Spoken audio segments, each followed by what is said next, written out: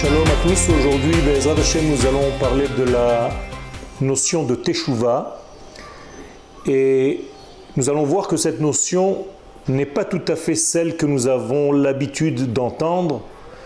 Je veux dire par là que les sages nous ont donné un code de départ en nous disant que la Teshuvah a précédé le monde. En hébreu, Teshuvah kadma la'olam. Or, la question qui se pose, c'est est-ce que nous pouvons parler de temps avant, au moment où la création n'est pas encore créée? C'est-à-dire que la création du monde, c'est elle qui a introduit la notion de temps et d'espace. Alors, comment est-ce que les sages nous disent que la Teshuvah a précédé le monde et la création? La réponse est tout simplement qu'il ne s'agit pas ici de notion de temps, mais de notion de causalité. C'est-à-dire que la raison pour laquelle le monde fut créé était la Teshuvah. Akadosh Baruch Hu a regardé le modèle Teshuvah pour créer le monde.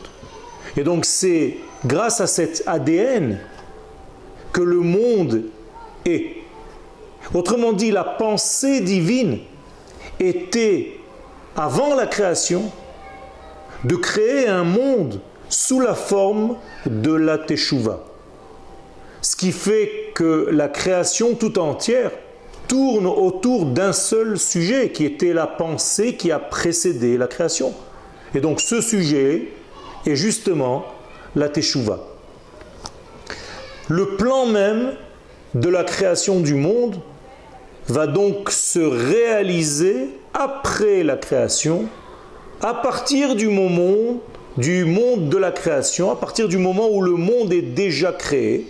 Il va falloir faire révéler dans ce monde de la création la pensée qui a précédé cette création même. Et donc notre but dans ce monde, étant les associés de la création, en tout cas Israël, qui a été prévu, qui a été pensé, la Neshama de notre nation, a été réalisé, a été créé avec la capacité intrinsèque à réaliser cette pensée qui a précédé la création.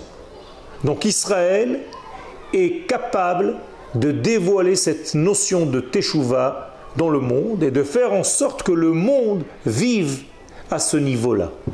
Et cette Teshuvah, si on devait lui donner un sens, elle a bien entendu le sens du haut vers le bas. Parce qu'en réalité, la création du monde a été telle que nous devons, nous, faire descendre toutes les valeurs du Créateur dans sa création. Et Israël est le canal par lequel ces notions-là doivent passer. Dans les prochains cours, Be'ezrat Hashem, nous allons parler un petit peu plus en précision comment est-ce que nous devons réaliser cette pensée divine dans la création. Toda Rabba.